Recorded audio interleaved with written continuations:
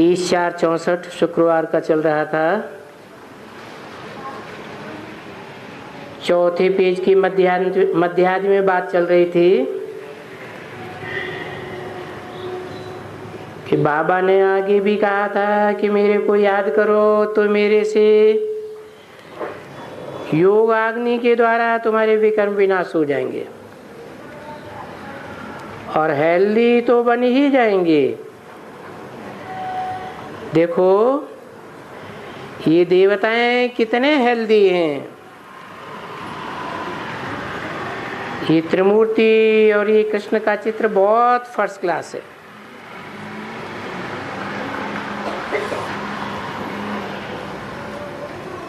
परंतु मनुष्यों में कृष्ण के लिए मुझान है, तो ये चित्र सबसे अच्छा है। और अच्छे तो ये सभी चित्र हैं, परंतु ये चित्र समझाने में कुछ इजी है।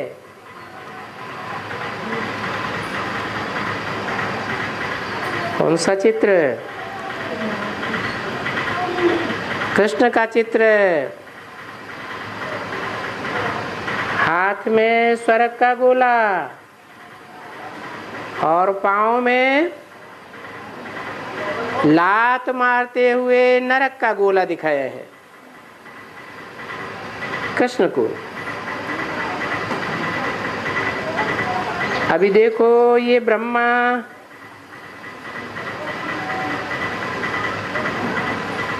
पहली मूर्ति है जिसके द्वारा नई दुनिया की स्थापना करते हैं।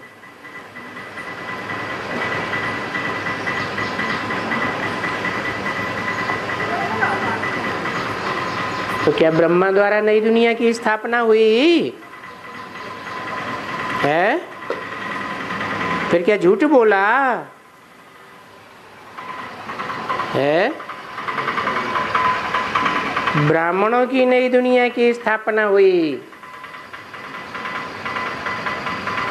दुनियावी जो ब्राह्मण हैं वो पुरानी दुनिया के हैं और नई दुनिया की पालना करने के लिए ये विष्णु बैठा हुआ है।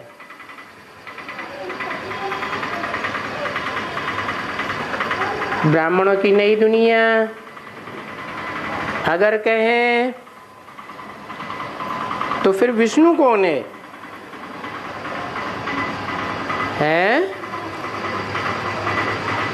ब्रह्मा की सोल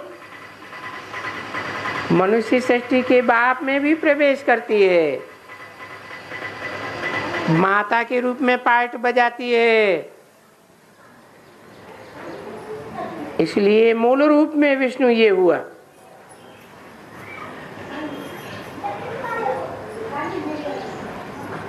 तो देखो त्रिमूर्ति में बाई ब्रह्मा, उससे ये स्थापना होती है।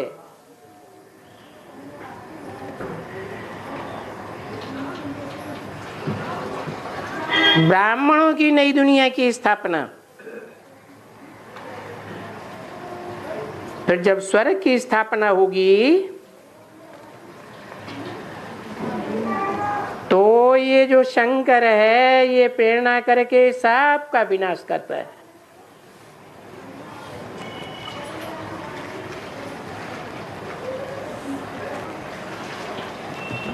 एक तरफ बोला कि शंकर क्या करता है? कुछ भी नहीं करता। और दूसरी तरफ यहां बोल दिया शंकर विनाश करता है पुरानी दुनिया का। लेकिन यहां प्रेरणा अक्षर लगा दिया, क्योंकि करना धरना तो कर्मेंद्रियों के द्वारा होता है या तो ज्ञानेंद्रियों के द्वारा होता है, और शंकर कर्मेंद्रियों या ज्ञानेंद्रियों के द्वारा कोई विनाश नहीं करता है। कहते हैं तीसरा नेत्र खोला और विनाश हुआ। अब वास्तव में वो कोई स्थूल नेत्र की बात नहीं है, ये तो आत्मा का तीसरा नेत्र है जो संपन्न बनता है और शंकर की प्रेरणा से विनाश होता है। प्रेरणा करने में कोई कर्मेंद्रियों की जरूरत नहीं है अथवा ज्ञानेंद्रियों के एक्शन की जरूरत नहीं है। ये तो मन के वाइब्रेशन की बात है। कहते हैं ना, आंख खोलते हैं तो सृष्टि जलकर भस्म हो जाती है। अब ये कोई स्थूल आंख की बात है क्या? कौन से आंख की बात है? ये आत्मा का तीसरा नेत्र जागृत हो जाता है। तीसरा नेत्र जागृत होता है तो उसे शिव नेत्र कहा जाता है। तो तुम देखते हो कि ये सारी दुनिया खत्म हो जाएगी और उसके पहले तुमको ये लक्ष्मी नारायण जैसा बनना है।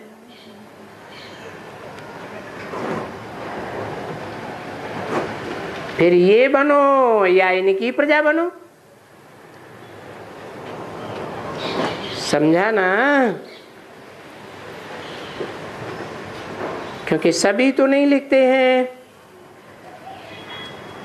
बाबा को चिट्ठी में भी लिखते हैं कि हम सभी थोड़े ही लक्ष्मी नारायण बनेंगे।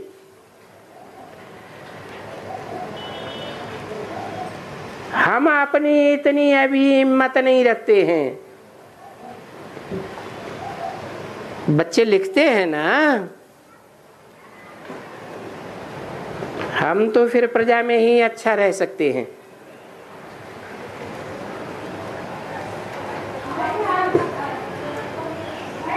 इससे साबित होता है कि जो लक्ष्मी नारायण बनने वाले हैं उनसे वो पूरे पूरे प्रभावित हो जाते हैं। तो प्रभावित माना प्रजा।